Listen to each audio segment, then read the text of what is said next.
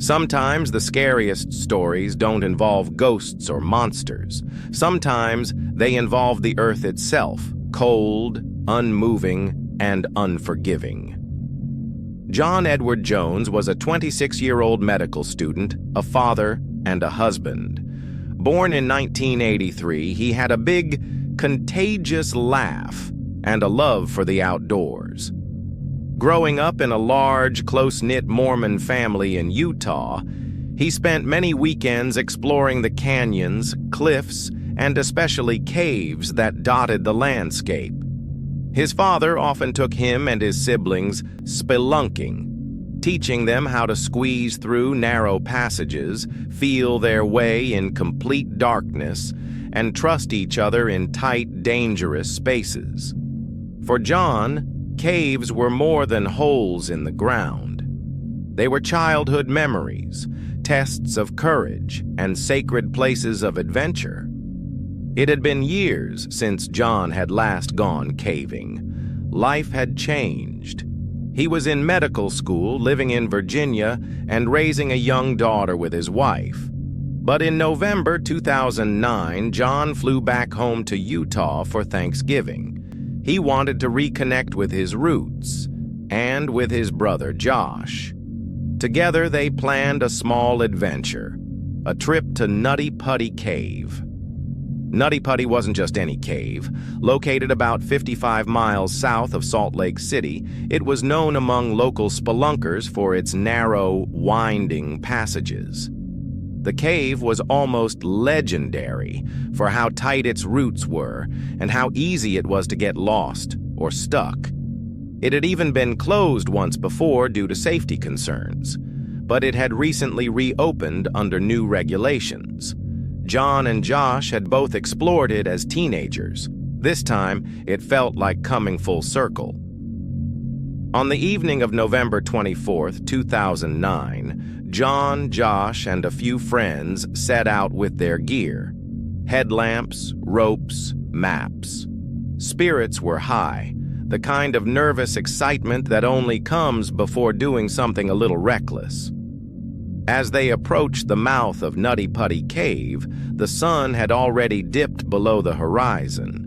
The entrance wasn't much to look at, just a steel gate in the ground.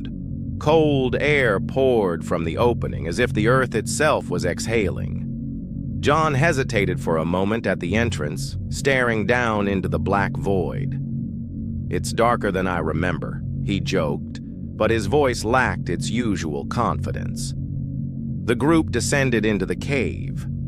The familiar, damp, musty smell of limestone filled their nostrils. Walls closed in quickly.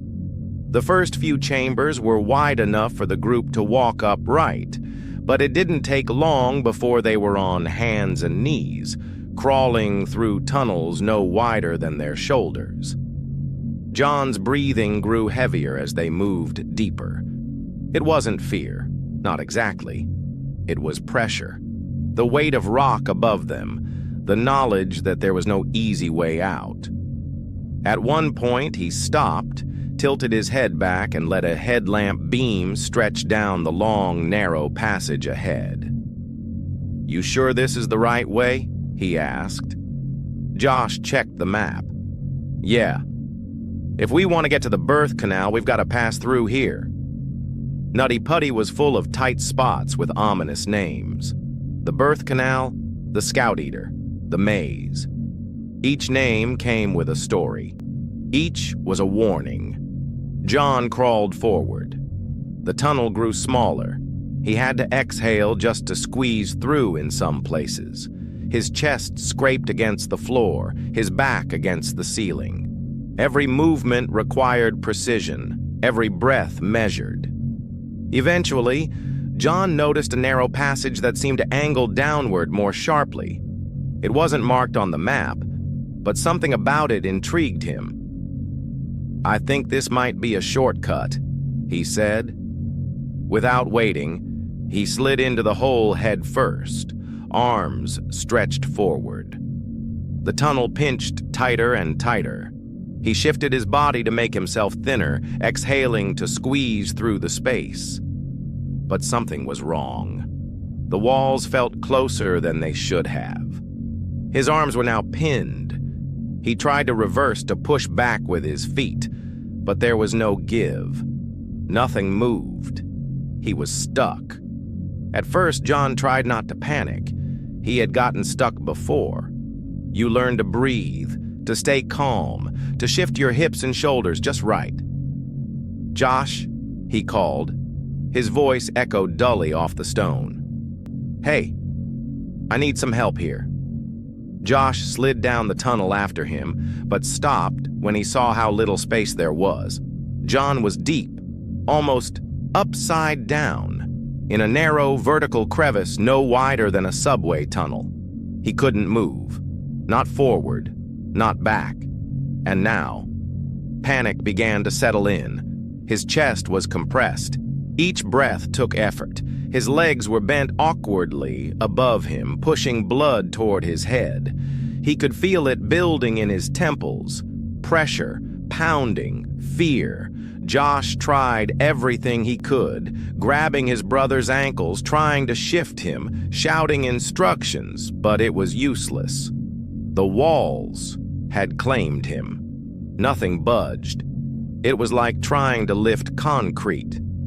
After half an hour of futile attempts, the group scrambled out of the cave and dialed 911.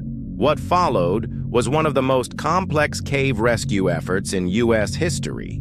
Dozens of rescue workers arrived over the next few hours. EMTs, search and rescue, caving experts. They set up lights, ropes, and radios at the cave's mouth and began planning their descent. Getting to John wasn't just difficult, it was dangerous. Only one rescuer at a time could reach the tunnel where John was trapped. The shaft was so narrow that equipment had to be handed through in pieces, and even experienced cavers struggled to navigate the tight turns. They established a pulley system anchored by bolts drilled into the surrounding rock. The goal, to pull John out slowly, inch by inch, without injuring him. Inside the crevice, John was barely conscious. His position, head down with arms pinned, was cutting off circulation. Blood was pooling in his head. His heart was working overtime, trying to keep oxygen flowing to his brain. One paramedic, Susie Matola, managed to reach him and grasp his foot. She held it for hours, just so he would know someone was there. "You're doing great, John," she told him. "We're going to get you out." Sometimes he would respond with a whisper. Other times, only silence. Rescuers worked for hours in rotating shifts. The air in the tunnel grew stale. Temperatures dropped. Everyone moved slowly, carefully. One mistake, and the rock could shift or, worse, collapse. John was in pain. He groaned. His breathing was shallow. He asked for his wife. He asked for his daughter. At times, he cried softly. At others, he tried to joke. "I really picked the wrong tunnel, huh?" he muttered once. No one laughed. They drilled, pulled, encouraged, prayed. Each inch of progress came at great cost. The rock resisted. The pulley lines creaked. Dust choked the air. Eventually, after more than 20 hours, they managed to lift him slightly. Cheers echoed through the radio line. But then, the bolt anchoring the pulley snapped. It ripped free from the rock. The system collapsed. The rope recoiled like a whip, slamming a rescuer against the wall and nearly knocking him unconscious. John's body slid back down. Deeper than before. Deeper than anyone could safely reach. Panic set in among the team. They had lost their one chance. Inside, John's condition deteriorated rapidly. The angle of his body had become too severe. His organs were shutting down. His heart, overwhelmed by blood pressure, began to fail. He was slipping away. Medics kept speaking to him. They told him stories. They read him scripture. They tried to keep him awake. "I don't want to die here," he whispered once.